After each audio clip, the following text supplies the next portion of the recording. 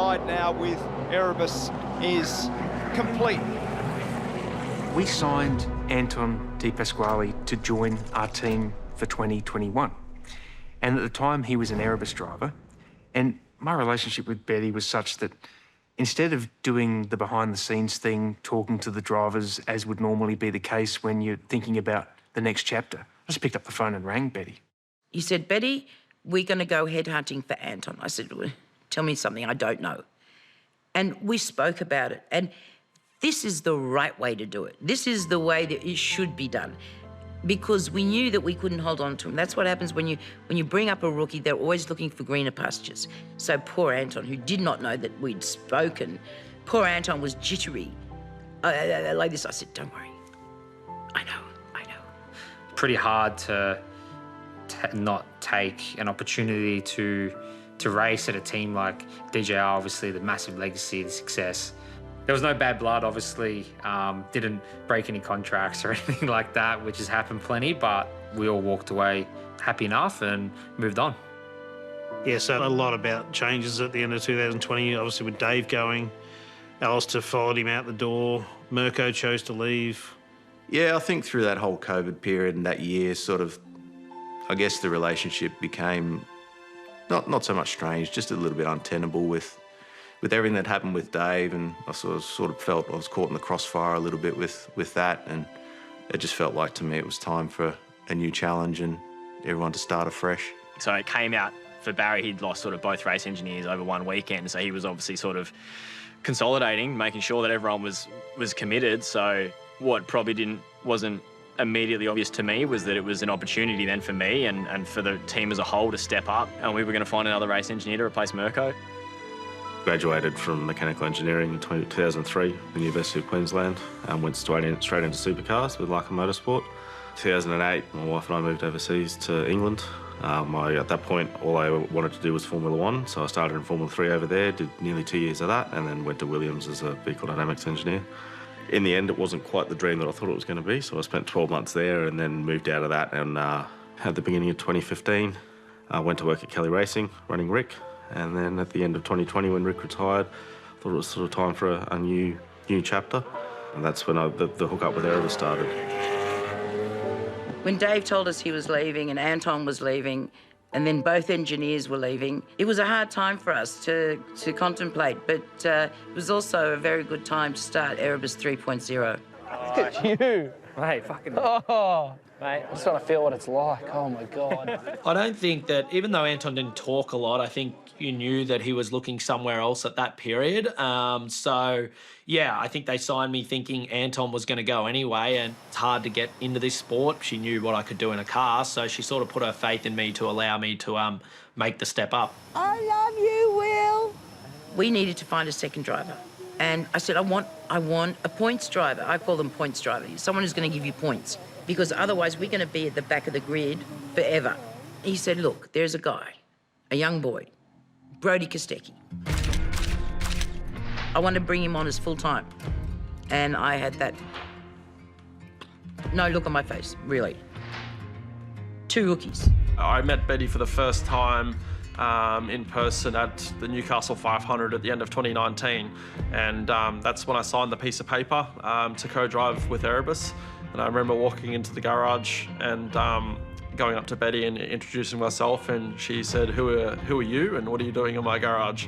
And I explained that I was driving for her and co-driving with her, and she said that was fantastic and welcome to the team. And she had a nickname for me straight away, which was the Gentle Giant. I think after probably 2019 Sandown, when Brody's wildcard, when he did a really, really good job. I think it was against Cam Waters or something, and flicked him the bird and all that sort of stuff, and you could just see he's that sort of driver, and he was already a racer. He didn't need to prove anything to anyone.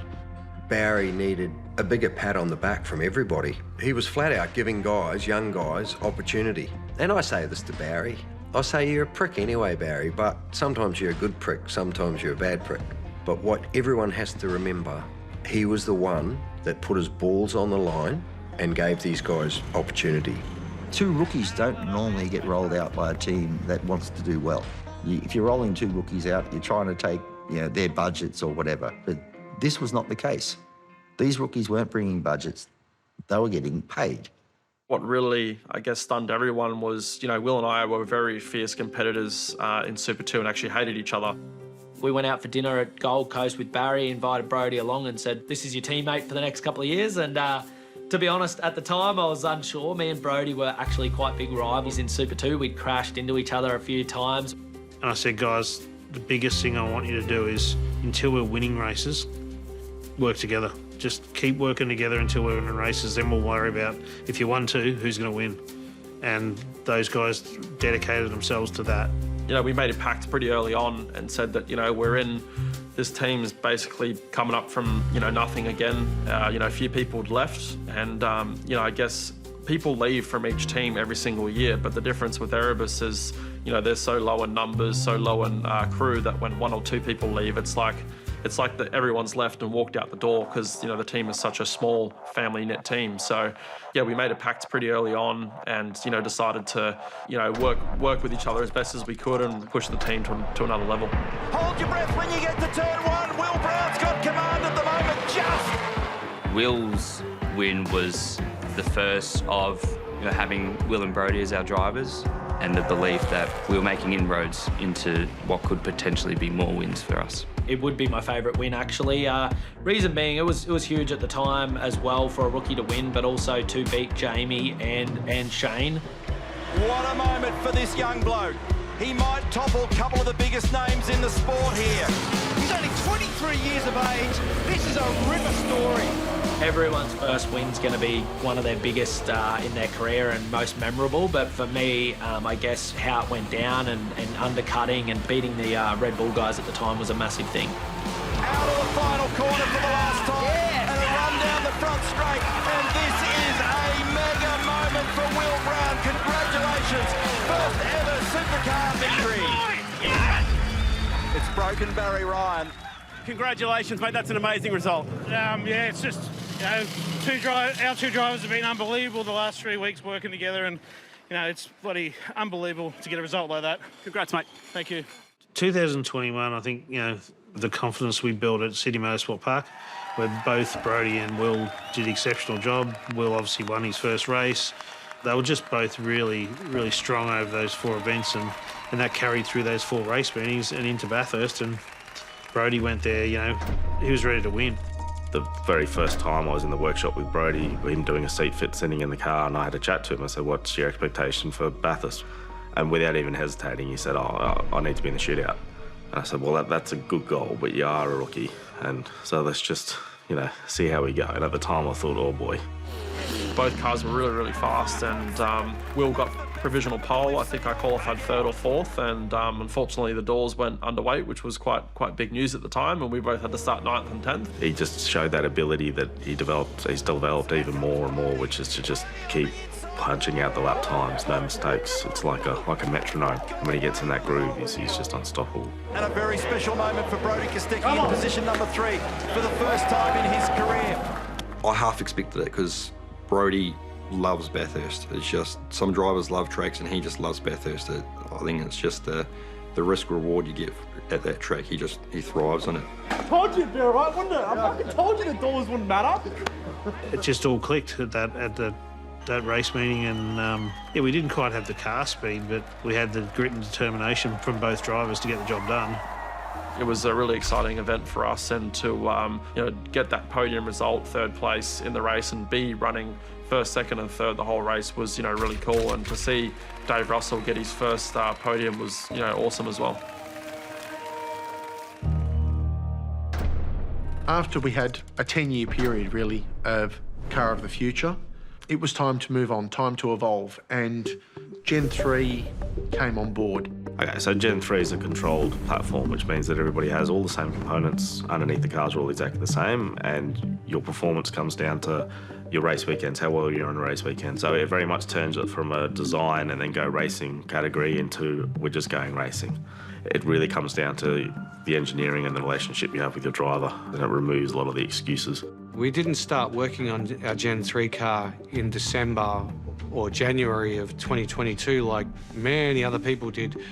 that we started working on it the moment we could get anything. So in 2021, we started to get some drawings through of what the chassis might look like. The engineering people started doing some maths and what would you do with this and what would you do with that. So we had a very clear understanding as a group of the car long before we had the car. We start building this Gen 3 car that we've got no real idea about what it's going to be like yet, except for what's on a spreadsheet. So when we get into the testing, then we start to get that idea. We put that information we've gained from a spreadsheet to the track, and it starts matching up. I remember jumping in the car for the first time at the first shakedown day, and I got out of the car pretty much straight away and said, there's no reason why we can't win the championship this year. And I remember getting pulled aside and saying, oh, just, don't get too confident, Barry was saying to me, and I just said, no, we can only fuck this up. I was just going around the track and videoing cars going around and timing other cars in different corners. I was like, guys, this is weird. I've not learned anything from anyone else's car out there. We're so far ahead of the game here that I think that we're going to make people look stupid. Coca-Cola Racing by Erebus Motorsport, and these guys are off to a ripping start. Brody Kostecki, 1 minute 11.8. What an unbelievable run, mate. Congratulations. Yeah, it was a pretty sort of clean lap, and just a big credit to the whole team. The car was absolutely fantastic to drive, and yeah, it's great to start off the season strong. We rolled out a Grand Prix, and I think I won one race there and was on the podium, I think, every race. After the Grand Prix weekend, I wrote in my debrief notes, we can win this championship. Did I believe it? Probably. I thought we could do well. I'm not sure I actually believed we could win it at that point. I wonder if we were fluking this, if we were going to be this strong every round, and each round we managed to get a win or managed to be on the podium. The way the guys put the cars together in terms of their reliability and everything, it means that they were largely faultless, so we could just get on with the program that we had. Will Brown stitches together his second career victory in supercars. All of a sudden, we're winning everything. We're getting poles. If we're not winning, we're coming second and third. And as the year goes along, I'm adding up the points, and I'm going, oh, we could aim for one of the championships. It was probably about Sydney Motorsport Park where it suddenly became, we're not just in this shot, we've got a really good chance at winning it. This strength that we'd shown wasn't going away, that we were developing a fast car at tracks we hadn't previously had. So heading into Sydney Motorsport Park, sadly Betty lost her brother preceding the weekend, and yeah, we of course we wanted to do something special for her, and to have him on the car and above looking over us, it was really special to win a race there, and yeah, just do it for Betty, and it was a really emotional time for her and the team. I remember halfway through the year, the guys had this big, nice bit of timber installed above the two car bays. And then about 3 weeks later, they had to go get a bigger bit of timber because it was full of trophies already, and the pole checks were just stacking up and stacking up. Me and Brody, we wanted to win and we wanted to beat each other, and we had a super healthy relationship between myself, Brody, George and Tom. We worked together extremely well. We pushed each other hard while not wanting to hinder the other car or anything like that. So I think that's what pushed Erebus up there in that year as well, fast cars, but also that relationship between all of us that just really gelled. Over the top of the mountain, Kostecki's got this thing dancing. And he does a blinder. Yeah, we all understood what had to be done, and that was, there had to be full trust between all four of us. There had to be no silly games going on. Tom's a great engineer, and so is George, and I guess having that trust between us four at the time was something you can't buy.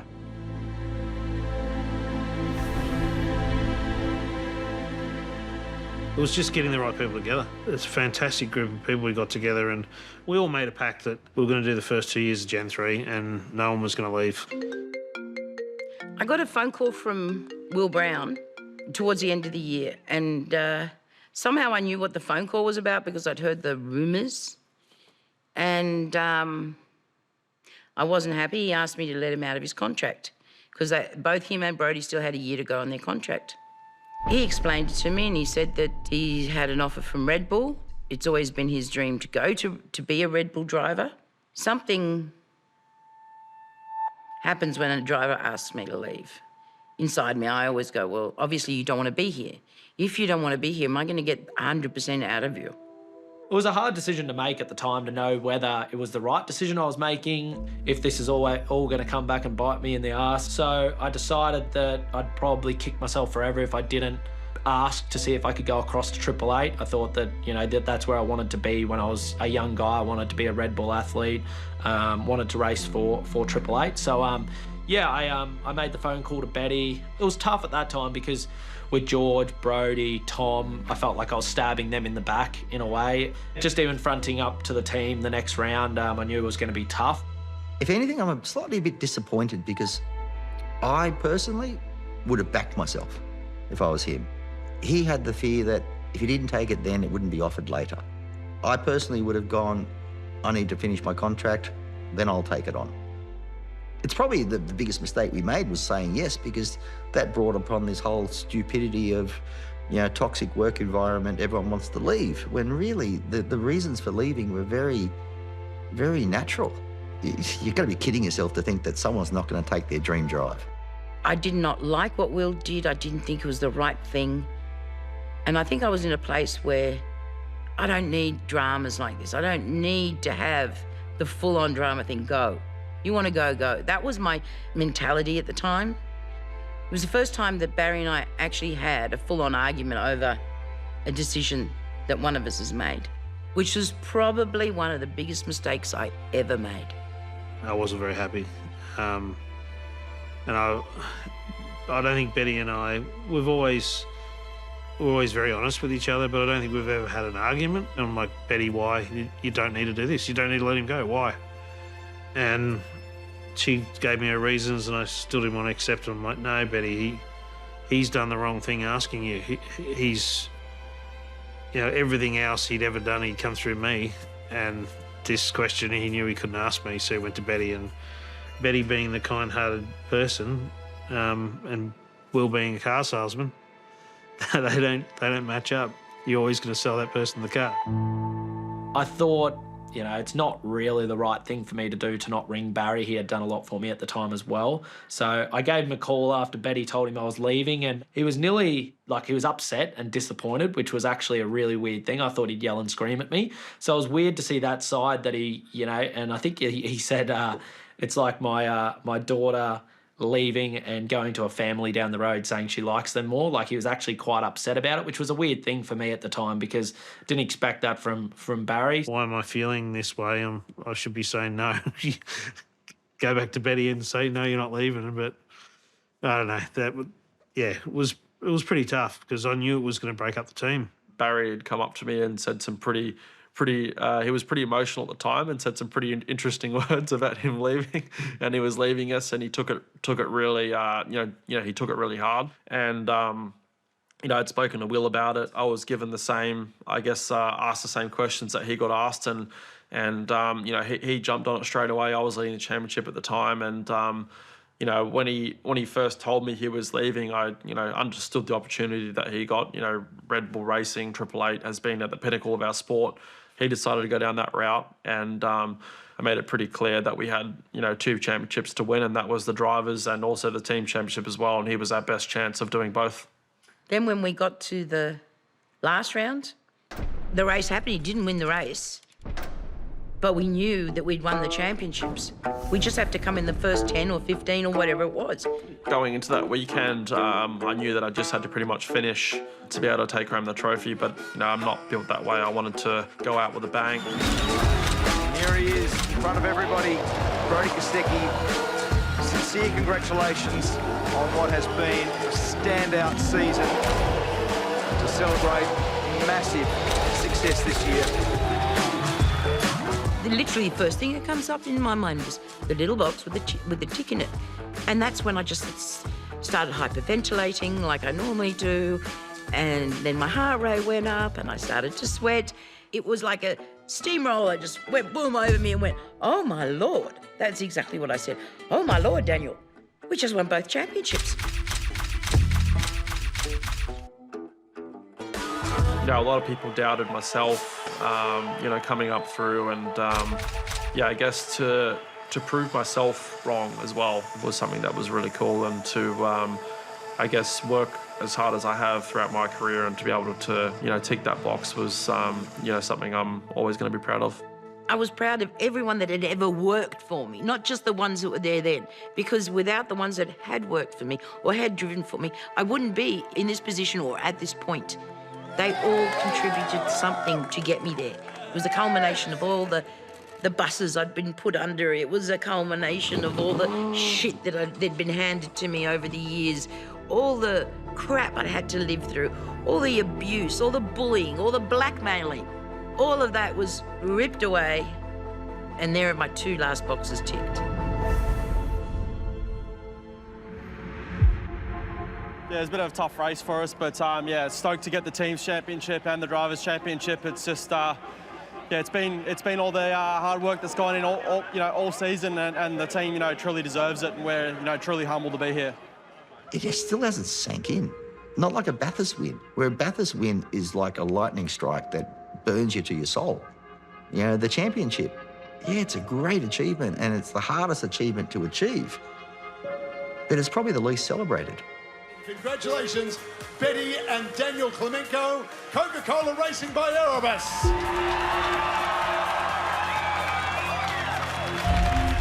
You come to compete, you come to win. No one turns up just to make up the numbers. All we ever wanted to do was turn up, compete, and do well. But you've got to understand that it swings and roundabouts. One day you're at the top, next day you're in the middle or the bottom. Not everyone can be on top every time. Winning a championship's a weird feeling. It's everything you work for the whole time you race. The only reason you go racing is to win. And when you do that, it's a surreal feeling. It's like, it doesn't feel as good as you think it's going to feel. You think it's going to be this euphoric feeling, the greatest feeling in the world, but it's just like, all right, now we've done that. Now we've got to do it again. 2023 coming into, I suppose, Will announcing is leaving Erebus at the time, and I suppose it was something that probably not a lot of us saw coming, and look, it happened very quick. I heard a little rumour and got straight on the phone to Baz, and when you have those opportunities come up to join a championship leading team at the time who actually won it, teams and drivers, it's hard to knock back, and asked him what was going on, and it was funny. I reckon it wasn't even 48 hours later, 36 hours later, we had a signed document in place, and it happened very quickly. It was, a bit surreal. After we won the championship, we were all very flat. And then just before the end of the year, Brodie had come to me and said to me, "I'm not happy, I want to leave." And I said no. I said, "I made a mistake with Will. I shouldn't have done it, but no, I'm sorry, Brodie, I can't. You got to finish out your contract."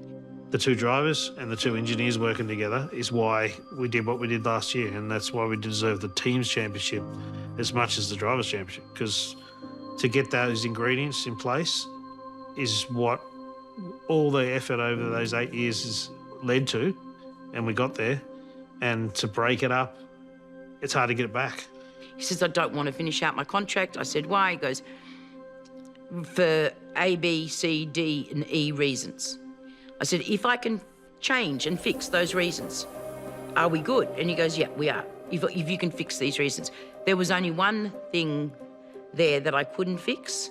I told him that won't be fixed. It will change, but it won't be fixed. To hear towards the end of last year that Brodie didn't want to be with us anymore, and was one of the most random things I'd heard, and I was like, what do you mean? We've won a championship.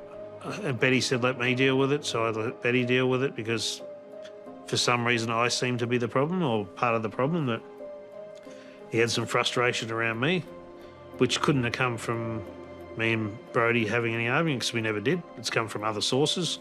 I was having, I guess, some difficulties with the team at the time. I was getting mixed information of what was going to happen with the team moving forward. Obviously, there was some issues with, myself and the way that Barry communicated with each other. And I wasn't really that excited about, about what was happening moving forward. And there was mixed things of Barry leaving the team or getting moved to a different part of the team. It all went dead quiet for 2 to 3 months, and it was a pretty awkward time for myself, and I just didn't really feel like I got a chance to celebrate a championship that you know, that I was able to win with the team, and yeah, it was just sort of all very awkward. Obviously, Brody was talking to me a lot about what was going on for him and for where he was at. I was still in contact with the team regularly as well, obviously. So sort of being across both sides of it's always difficult, I would say. And then in January, I think when I was down there for one of the weeks was when I sort of probably got my point across to Barry and Betty that he wasn't coming back, and he was not in a place where he could come back at that point at all. Brody had some issues that needed to be cleared up. He told us what it was, and he asked us for privacy. He asked us not to say anything about it to anyone. That promise to keep Brody's request and to keep everything private is what started an avalanche of abuse and bullying and blackmailing and life-threatening. It's taken a toll on her, absolutely. I see it because I'm with her a lot. Yeah, it's taken a real toll on her. But you know what? She puts on a face and she faces the cameras, she answers the question. Everybody thinks they're entitled to know everything about everybody's life. I think it's a condition from social media. And because it was none of their business, it just got more what they wanted to know. They just couldn't let it go, to the point where people created things. And they apparently work in a toxic environment. They are toxic, they are this. Our guys were being called bullies by a bunch of bullies. Everyone wanted a reason. Everyone wanted to know why Brody wasn't driving. It's none of your fucking business why he didn't drive, people. He had his reasons. My dog's lives were threatened. My life was threatened. Barry was the one that got the most of it. And I swear if I got my hands on these people and I was allowed to have 5 minutes where I couldn't be sent to jail, I would give them their 5 minutes of pain. But they deserve 10, what they did to that man. And he's kept his head high. And he has made sure that I and Daniel and my family are safe. Yeah, the biggest thing for me is my what? No, you're not going to show that, so. No, just. It's my wife and daughters, and my daughter's making sure I'm not going to hurt myself or do something silly. Because there's been so much hate, and I'm not that sort of person. I'm not a bully. I don't do anything but care for people. It's been hideous. It's been hard. Like there's been a lot of tears to read the things that people say and have said and have sent. He'll put on a brave face, but he hasn't been good at all. It's probably the lowest I've seen him, and it's been hard to witness that. There was a couple of weeks where he literally didn't leave the house and just sat on a couch and stared at walls, basically. And that was really hard because that's not the type of person he is. I think most of them never actually sat down and had a conversation with Barry. They sat down and had a beer with him, they'd actually be probably exchanging details and going to be friends. The journalists don't really do much work, they just cut and paste. If someone puts something out on social media, they'll just cut and paste it and suddenly it's a story. Yeah, the media, it's been a massive frustration with the beat-up of stories. Like, you know, everything seems to be a beat-up, especially when it comes to me, because of the way I was portrayed in a TV doco. So they'll be looking to try and soak up. They're drifting a bit on McLaughlin at the moment. We've got a problem with the gun left-hand rear. That is a brand new tyre. They covered by fuel. Bullshit. Barry Ryan showed us he's not a leader today. Class on Davey, Ryan, you're a tool. The public did see Barry as a bit of a villain because that's the way Supercars played it. They didn't believe me. Like, oh, no, we didn't do it that way. Yes, you did, and look what happened. It was inbred into people's... You put it into people's minds so that once someone else said something about Barry, it just kept on being Barry, the villain. Baz, one of my best mates and the best guy I've ever worked for. What you see him being angry on camera, that's it. That's just that quick blurt, and then he'll go cool off and then come back and he's fine. So you guys see 100% of the bad stuff and you see none of the good stuff. Doesn't sugarcoat anything and stands up for you when you're not there.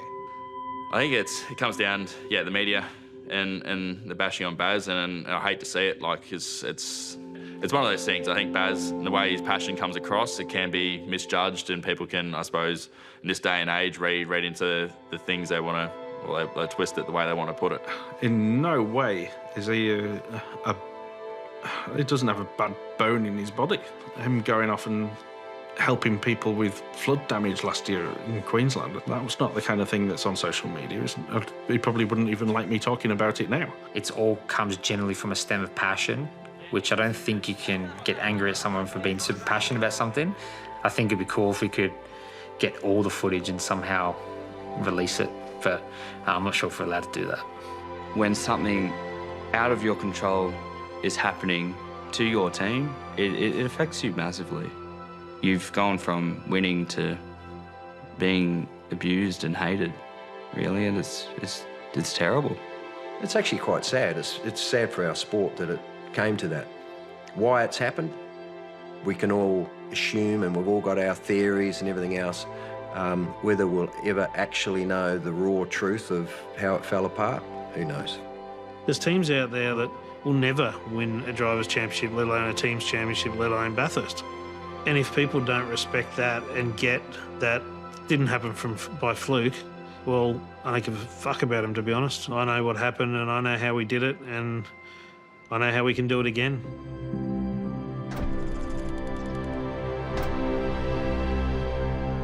The start of this season was really interesting for me, obviously. I was committed to Erebus as a co-driver, and I was actually testing my Trans Am car out at Queensland Raceway. The day I got a really interesting phone call from Barry Ryan. I actually still remember it clear as day. We knew what he was capable of. We knew he was the guy we wanted to bring in to win Bathurst, so it was a pretty simple solution to ring Todd. I was up in the Gold Coast that weekend anyway, so I said, Todd, can we sit down and have a chat? So I didn't really tell him what it was all about until we did it face-to-face, and we sat at a pub and had a beer, had my wife with me, and it was just a casual chat, and then I hit him with it and said, you happy to drive at least the first round of the championship, possibly the championship? Yeah, you could have hit me for 6 right there and then. I couldn't believe what Barry was telling me, actually. It was where essentially plan B is that you're going to be jumping in to drive car 99 to replace Brodie. So for me, initially, it was just like, holy shit. And I have to take my hat off to that boy. He came in with a smile, and he never let the fact that the press were writing about him, or that, you know, everyone made such a big deal because Brodie wasn't there. The day I walked into the workshop, I tried on a brand new Coca-Cola race suit. The cars were liveried up. Within the next day, stickers are coming off the car. It was really hard to watch, and seeing really from a team's point of view, it was no fault of their own. If you read the media, you'll probably have a different perception of the team as opposed to what actually happens within those 4 walls. It was a definitely very interesting way to start the year. It was, I suppose, more of a distraction and unwanted more than anything, but I suppose that's the way the world goes sometimes. And yeah, look, it's funny. Like, the team, they're an awesome bunch there, and the way they get on, they all have a good laugh, and I reckon it's probably one of the best team environments I've ever worked with. I was actually at the point where I wanted to sell the team. I didn't want to be there. I was nearly broken, and so was Barry. We had dealt with it, and it just comes a time when you just can't deal anymore. The people that had put forward an offer, I didn't get the feeling, and then I realised maybe it wasn't them, but maybe it was me.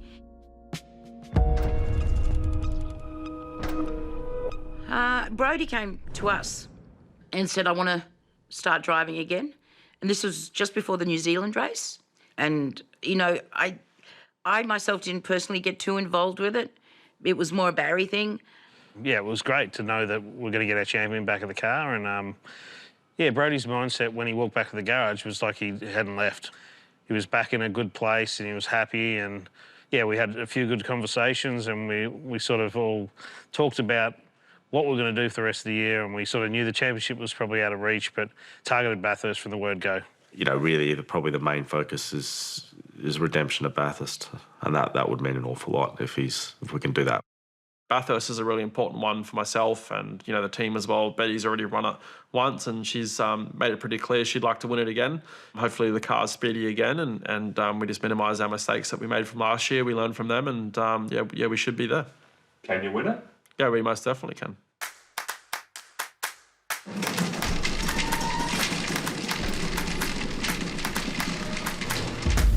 Heading into Bathurst, I kept on saying to her, I don't want to go, I don't want to go, I don't want to go.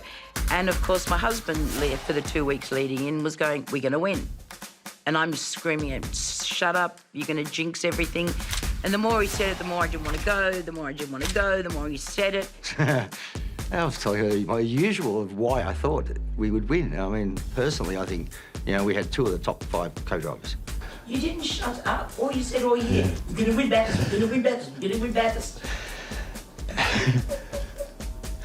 The problem is I actually get it right too much. Brodie Kostecki has the pole at Bathurst for 2024. Half of me wanted Brodie to get the pole and half of me didn't, because of the Bathurst curse, that anyone who gets pole never wins. We hadn't won a race all year. To have that buzz and excitement within the team, we all run up, we all got a team photo under the pole position banner. That was really cool. And Brodie and I just said, look, let's just get on with tomorrow. Well, there's still a big job ahead. What is the mood of the mountain today? This is one of the greatest challenges in motorsport, and it offers the sweetest of rewards. The race took off, and once we led around the first corner, I was like, now everybody's got to catch us. And it was like watching perfection, really. Our pit stops were arguably the best. I think we had the best fuel flow in pit lane. We didn't lose a second in the pits all day, and that's incredibly hard to do. Kostecki is blazing out there at the moment. He's further low at the time of the best lap. Once I knew Brodie got back in the car and Brock was chasing him, he couldn't chase down Todd, so I knew we're in a good position. Everything was going so well, we were sort of waiting for what the hell's going to go wrong. The Bathurst is like that. You can dangle it in front of you all day long and then take it away on the very last lap. Coming up to some traffic here now. That margin is not enough to start popping champagne corks, particularly when there are cars in front. 1 lap to go. I started running up and down pit lane, running into garages, ran into the Cool Drive garage and tapped the engineer in the shoulder and said, for God's sake, just please get out the way. I was shaking.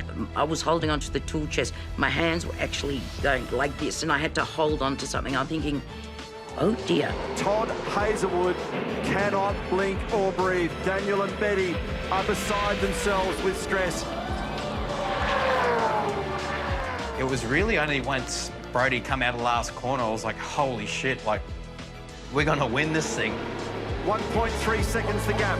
And Brodie Kostecki has shaken off the awkward start to the season to earn the biggest win of his career. And the next thing I know, it was like this gigantic wave of emotion just went up the wall and through the crew. Brodie Kostecki is the king of the mountain. And they're leaning out and they're screaming and they're whooping and they're yelling. I'll tell you what, the emotion that went through my body in that 30 seconds alone, I felt like I could have passed out.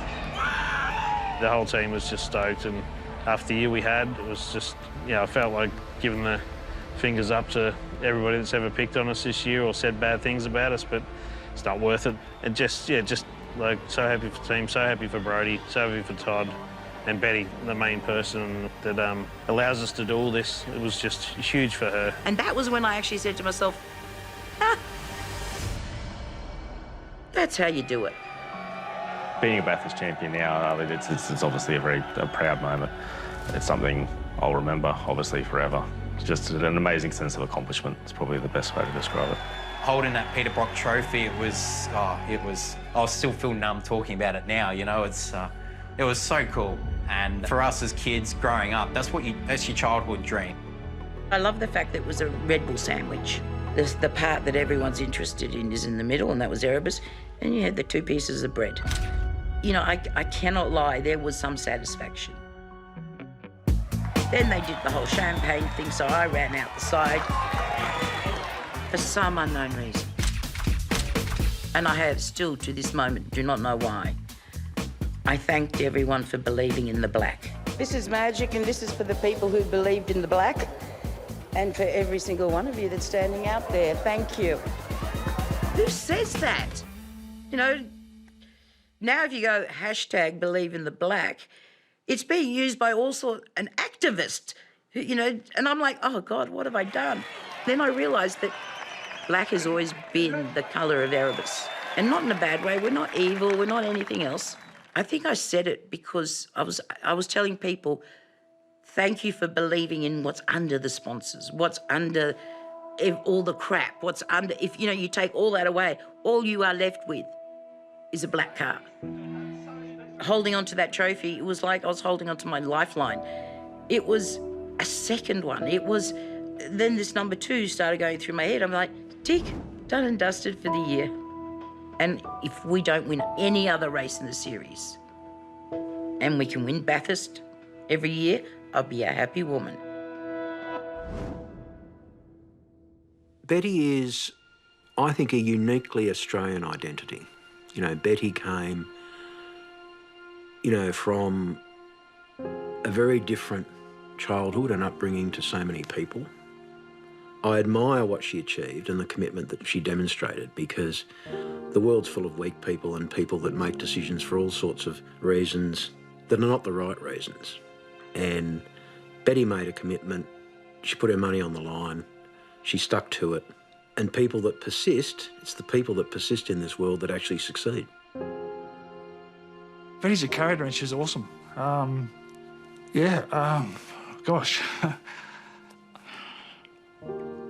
Gosh, I didn't think I'd react this way to a question so simple, but Betty just has looked after us all. She'd go to the hotel rooms before we even got there, and there'd be little care packages for everybody and just lots of little things. And she just used to say to us, you're my boys, and yeah, we're just like a little family that just went racing. It was really cool. Erebus will be known for being the underdog. They are absolutely the underdog of pit lane. They worked hard, punched hard. If you'd asked me 5 years ago, would they ever win a championship? I'd look you in the eye and say, absolutely not. I think you could call them the underdog group. They somehow went higher and achieved more than anyone thought possible. To start where they started, the commitment, the financial commitment, they'll go down for being the highest achieving underdogs this sport's ever seen. Hopefully that's the way people see it, that it's Erebus that got all these results as a team, not just an individual, a driver or an engineer, it's how the team did it. I remember they used to nearly say it was a team of rejects, because it nearly would be like the guys that didn't get an opportunity with another team that Erebus would take. I think it should be known for a bunch of weirdos that managed to go out there and win championships, win Bathurst, and just keep having success doing it in our own way. Ultimately, I think Erebus will be remembered for a number of things. But also, Betty is a character in her own right. She has an enormous following, and she's brought those people to supercars. She's built a family with Erebus, and that's part of her family. She's very family orientated, so I think it's an extension of her immediate family anyway. Erebus, I think, first and foremost, be remembered for Betty as a pretty special team owner, somebody different. She effectively entered a man's world without fear or favour, completely undaunted, took them all on and won. It's a pretty exceptional story. Betty.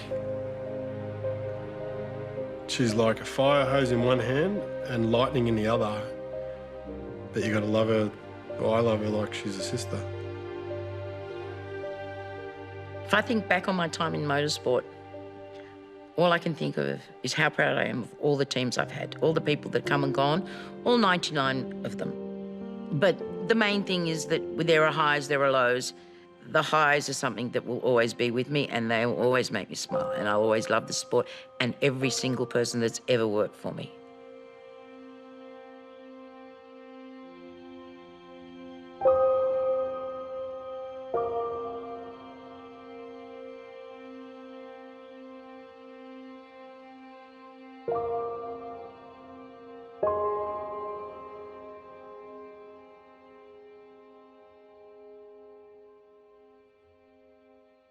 Beckham, what time is it?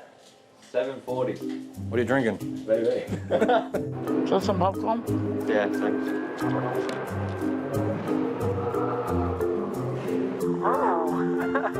Hey, can't you fly around the fucking clouds? The first time I went to Adelaide, I stood here and then I went, all right, let's cuddle in.